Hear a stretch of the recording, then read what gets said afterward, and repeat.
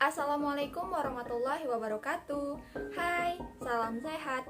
Di sini bersama saya Siti Nurhidayah dari Pendidikan Guru Pendidikan Anak Usia Dini, Fakultas Keguruan dan Ilmu Pendidikan Universitas Sriwijaya, kelas Indralaya. Dengan NIM 0614 12 8182 30 28. Pada video kali ini, untuk memenuhi tugas ujian akhir semester dari mata kuliah analisis jurnal pendidikan anak usia dini dengan dosen pengampu Dr. Randa Syafdaningsi Magister Pendidikan dan Ibu Mahyumi Rantina Magister Pendidikan. Nah teman-teman, pada kesempatan kali ini saya akan menganalisis satu buah artikel. Apa saja yang akan saya analisis? Yang pertama, menganalisis artikel ini termasuk pada bidang pengembangan apa ya? Kemudian, sistematika penulisan pada artikel ini. Yang kedua, menganalisis apakah artikel ini termasuk jurnal nasional atau jurnal internasional. Yang ketiga, menganalisis model penggunaan yang konsisten diterapkan dalam artikel tersebut seperti apa, serta pengutipan apa yang ada di dalam artikel tersebut. Bidang pengembangan pada artikel ini membahas pengembangan bidang bahasa, karena pada judul sudah terdapat kalimat perkembangan berbicara anak usia 2-3 tahun. Kemudian kita beralih pada sistematika penulisan artikel ya teman-teman. Yang pertama itu ada judul. Judul artikel ini ialah Stimulasi Perkembangan Berbicara Anak Usia 2-3 tahun selama pandemi COVID-19 RT 09 Desa Sako Banyuasin. Pada judul ini setelah dianalisis sebagai berikut. Yang pertama, judul artikel telah mencerminkan isi artikel secara keseluruhan. Pada judul, sudah terlihat bahwa pihak peneliti akan membahas tentang stimulasi perkembangan berbicara anak usia 2-3 tahun. Kemudian, jumlah kata pada judul artikel ini terdapat 16 kata dan sudah termasuk kategori untuk sebuah judul. Sebab kata dalam judul artikel biasanya antara 5 sampai dengan 20 kata. Pada penulisan dalam judul ini sudah terhindar dari kata-kata klise, gagasan atau ungkapan seperti studi tentang, analisis pengaruh. Terlihat bahwa judul artikel ini pun langsung fokus kepada apa yang ingin dicari, yakni stimulasi pada perkembangan berbicara anak. Terakhir teman-teman, nama penulis sudah ditulis tanpa unsur-unsur pangkat maupun gelar. Dapat kita lihat hanya bertuliskan nama lengkap peneliti saja seperti Tira Hevianis dan Mahyumi Rantina. Sistematika yang kedua yakni korespondensi. Analisisnya sebagai berikut. Pada artikel ini, nama penulis sudah dilengkapi dengan email baik dari pihak penulis maupun dari pihak jurnal yang mempublikasikan artikel penelitian tersebut. Seperti email penulis yakni tirahelvianis2104999@gmail.com dan email jurnal yakni jtk@fkip.unsri.ac.id beserta alamat website jurnal. Kemudian nama penulis sudah disertai dengan nama lembaga tempat penulis melakukan penelitian seperti Program Studi Pendidikan Guru Pendidikan Anak Usia Dini, Keguruan dan Ilmu Pendidikan Universitas Sriwijaya. Selanjutnya, lembaga telah dilengkapi dengan alamat korespondensi berupa email baik dari penulis maupun pempublish artikel penelitian agar sewaktu-waktu pembaca yang ingin bertanya terkait artikel tersebut dapat langsung menghubungi pihak yang bersangkutan. Sistematika penulisan yang ketiga yakni abstrak. Maka analisis pada artikel ini di abstrak telah memuat satu paragraf dengan jumlah 189 kata. Di bagian ini juga memuat dua bahasa, yakni bahasa Indonesia sebagai bahasa utama dan bahasa Inggris sebagai bahasa internasional. Pada abstrak di artikel ini memaparkan tujuan penelitian, yakni mendeskripsikan stimulasi perkembangan berbicara anak usia 2-3 tahun selama pandemi COVID-19 di Desa Sako, Banyuasin. Pada abstrak, di artikel ini juga sudah memaparkan secara singkat metode yang digunakan seperti menggunakan jenis penelitian deskriptif kualitatif dengan teknik pengumpulan data yang digunakan adalah wawancara, observasi tak berstruktur, dokumentasi, serta menggunakan triangulasi teknik mengenai stimulasi perkembangan berbicara anak usia 2-3 tahun. Analisis data yang digunakan adalah analisis data kualitatif Miles dan Haberman. Pada artikel ini juga sudah membahas secara ringkas hasil yang sudah diperoleh sebagai berikut. Hasil dari penelitian ini menunjukkan yang pertama, stimulasi perkembangan berbicara anak usia 2-3 tahun dari orang tua selama pandemi COVID-19 yaitu bermain bola, bermain mobil-mobilan, nonton YouTube, kemudian melalui gambar dan melakukan kegiatan bernyanyi. Yang kedua, stimulasi perkembangan berbicara anak usia 2-3 tahun pada lingkungan sekitar selama pandemi COVID-19 yakni bermain dengan anggota keluarga, melalui tanaman yang ada di perkarangan rumah, dan berjalan-jalan. Sistematika penulisan yang keempat yakni kata kunci. Kata kunci pada artikel ini terdapat 4, yaitu stimulasi perkembangan berbicara, anak usia dini, dan COVID-19. Analisis sebagai berikut, kata kunci tersedia di dalam artikel karena sangat berguna ketika mencari artikel tersebut di website yang tersedia. Semua kata kunci diambil sesuai tujuannya, yakni agar mempermudah penelusuran artikel. Semua kata kunci ini berisi konsep-konsep penting yang akan dibahas di dalam artikel. Sistematika penulisan yang kelima yakni pendahuluan. Pada pendahuluan, berisikan paparan mengenai masalah seperti pada masa pandemi COVID-19, orang tua dan anak mengalami keterbatasan dalam melakukan suatu aktivitas yang biasanya dilakukan. Kemudian orang tua juga diliputi rasa kekhawatiran pada anak melakukan aktivitas di luar rumah atau saat berpergian.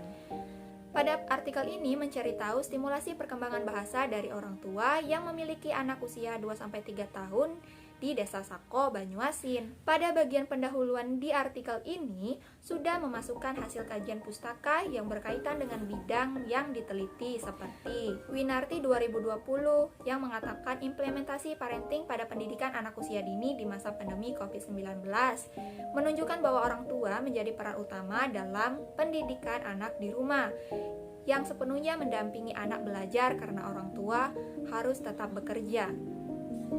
Kemudian, pada pembahasan di artikel ini telah memuat tujuan penelitian, yakni mengungkap stimulasi apa saja yang didapat oleh anak dalam perkembangan berbicaranya selama pandemi COVID-19 di RT 9 Desa Sako, Banyuasin. Sistematika penulisan yang keenam ada metode penelitian. Pada artikel ini telah memaparkan tata cara yang akan digunakan saat turun ke lapangan seperti menggunakan pendekatan kualitatif dengan metode deskriptif ditambah mencantumkan teori dasar mengenai penelitian deskriptif kualitatif menurut ahli. Pada bagian metode ini pula sudah memiliki prosedur penelitian yang jelas seperti ingin mendapatkan data pada saat penelitian menggunakan teknik pengumpulan data yang akan peneliti gunakan, seperti teknik wawancara semi terstruktur dengan yang diwawancarai 4 orang tua yang memiliki anak 2-3 tahun di Desa Sako, Banyuasin. Kedua, teknik observasi digunakan peneliti untuk melihat langsung stimulasi perkembangan berbicara anak melalui proses pengamatan mengenai suatu peristiwa yang terjadi sebenarnya. Yang ketiga, teknik dokumentasi, yakni data yang berbentuk surat, catatan harian, foto, serta data lain memperkuat penelitian yang dilakukan. Nah, prosedur selanjutnya ada teknik analisis data dan teknik keabsahan data atau validasi data. Sistematika penulisan yang ketujuh ada hasil. Pada artikel ini telah memuat hasil dalam bentuk verbal yang dibarengi dengan gambar sebagai pendukung. Pada hasil ini penulis mendapatkan dua hasil. Yang pertama, stimulasi perkembangan berbicara anak usia 2-3 tahun dari orang tua, yakni stimulasi bermain boneka, bermain mobil-mobilan, bermain melalui gambar, menonton YouTube, dan melalui bernyanyi. Yang kedua, stimulasi dari lingkungan sekitar, seperti stimulasi bermain bersama anggota keluarga dan stimulasi dari tanaman serta stimulasi dari jalan-jalan. Pada artikel ini juga, pihak peneliti memuat gambar-gambar berupa foto stimulasi yang selalu diberikan orang tua atau lingkungan sekitar kepada anak selama pandemi untuk mengembangkan kemampuan bicara anak. Ditambah lagi ada bagan triangulasi, stimulasi perkembangan berbicara anak usia 2-3 tahun dari orang tua maupun lingkungan sekitar selama pandemi di RT 9 Desa Sako, Banyuasin. Sistematika penulisan yang ke-8 ada pembahasan. Pada artikel ini sudah terdapat bagian pembahasannya, namun bagian pembahasan ini terpisah dengan bagian hasil. Kemudian, pada bagian pembahasan dalam artikel ini telah menerangkan maksud hasil penelitian peneliti secara jelas terkait hasil yang sudah didapatkan oleh pihak peneliti, seperti semua stimulasi hasil dari observasi pihak peneliti yang diruntutkan, baik stimulasi dari lingkungan orang tua dan lingkungan sekitarnya. Kemudian, bagian pembahasan di artikel ini telah mencantumkan hasil analisis yang telah dibandingkan dengan teori terkait yang juga mengarah pada verifikasi teori. Contohnya, senada dengan hal tersebut, gambar adalah media yang dapat mengenalkan kata yang dibantu dengan orang sekitarnya dengan menyesuaikan dengan kartu gambar yang tersedia. Itu menurut teori. Di sini peneliti telah menjabarkan stimulasi sesuai dengan hasil observasi mereka. Kemudian, peneliti meletakkan teori pendukung dari ahli yang selaras dengan stimulasi saat observasi penelitian. Pada pembahasan ini juga menyatakan implikasi atau keterkaitan hasil penelitian dengan realita di lapangan yang dicari, yakni stimulasi perkembangan bahasa anak usia 2-3 tahun yang diberikan oleh orang tua dan lingkungan sekitar. Implikasi ini telah dikemukakan secara jelas pada pembahasan dengan mengaitkannya bersama dengan teori pendukung dari stimulasi perkembangan berbicara anak usia 2-3 tahun yang diteliti oleh peneliti. Sistematika penulisan yang ke-9 ada kesimpulan.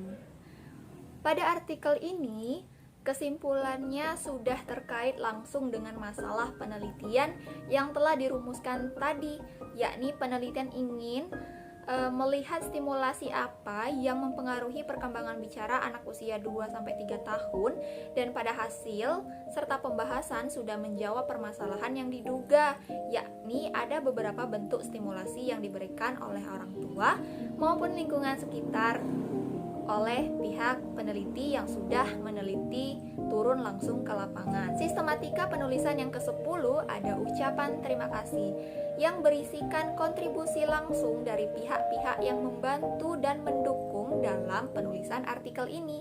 Nama-nama ditulis secara formal sesuai yang terlibat dalam pelaksanaan penelitian. Pada artikel ini terdapat ucapan terima kasih kepada Dr. Hartono MA selaku Dekan FKIP Unsri, Dr. Aziza Husin MPD selaku Ketua Jurusan Pendidikan, Dr. Rendah Syafdeningsi MPD selaku Koordinator Program Studi Pendidikan Anak Usia Dini yang telah memberikan kemudahan dalam pengurusan administrasi selama penulisan skripsi ini, selaku orang yang memberikan saran bagi pihak peneliti. Yang terakhir, sistematika penulisan ke-11 ada daftar pustaka.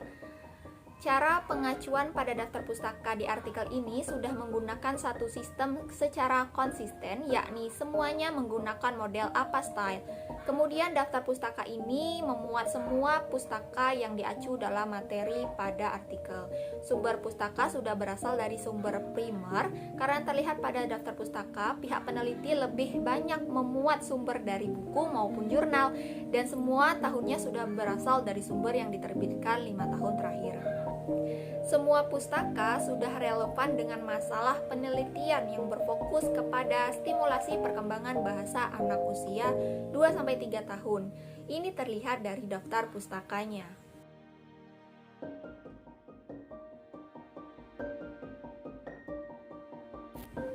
Jadi, apakah artikel ini sudah termasuk ke jurnal nasional terakreditasi atau jurnal internasional terakreditasi?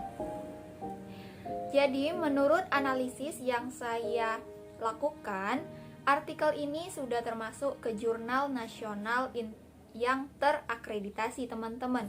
Jadi, jurnal nasional terakreditasi adalah terbitan berkala yang menyebarluaskan perkembangan ilmu pengetahuan, diterbitkan secara resmi dengan ISSN dan disebarluaskan. Jurnal ini melibatkan pakar nasional sebagai mitra bestari, diminati pakar dari luar lingkungan sendiri, dan didistribusikan secara nasional dan diakreditasi oleh Dikti. Kemudian, jurnal ini sudah memiliki ISSN atau International Standard of Serial Number, baik cetak maupun online, yakni PISSN 23557443 dan EISSN 26570785. Kemudian sudah mengharuskan memiliki 2 bahasa di dalam artikel yang dipublish ke jurnal, yakni bahasa Indonesia dan bahasa Inggris. Seperti bahasa yang digunakan dalam jurnal harus bahasa Indonesia atau boleh bahasa Inggris asalkan pada abstraknya. Lalu jurnal ini diterbitkan oleh penerbit perguruan tinggi, yakni Tumbuh Kembang Kajian Teori dan Pembelajaran PAUD, Jurnal PG PAUD FKIP Universitas Sriwijaya. Selanjutnya, jurnal ini sudah terindeks SINTA dan DOAJ. Kemudian setiap artikel yang diterbitkan ke dalam jurnal ini sudah memiliki DOI sendiri-sendiri. Kemudian, model apa yang digunakan di dalam artikel ini dan pengutipan apa yang selalu digunakan di dalam artikel ini. Jadi, model yang digunakan dalam artikel ini ialah model apostyle. Kemudian, untuk pengutipannya menggunakan pengutipan tidak langsung. Kutipan tidak langsung adalah kutipan yang disampaikan dengan cara menuliskan kembali kutipan yang disampaikan dengan gaya bahasa serta pemahaman sendiri. Untuk gaya pengutipan yang dipakai yakni 3 variasi pada model apostyle, yakni awal, tengah, dan akhir. Baiklah, begitu saja pemaparan analisis dari satu buah artikel yang sudah saya paparkan. Semoga bermanfaat dan bisa membantu teman-teman yang lainnya bagaimana cara untuk menganalisis sebuah artikel. Terima kasih juga sudah menonton video ini dan saya ucapkan wassalamualaikum warahmatullahi wabarakatuh. Salam sehat, dah.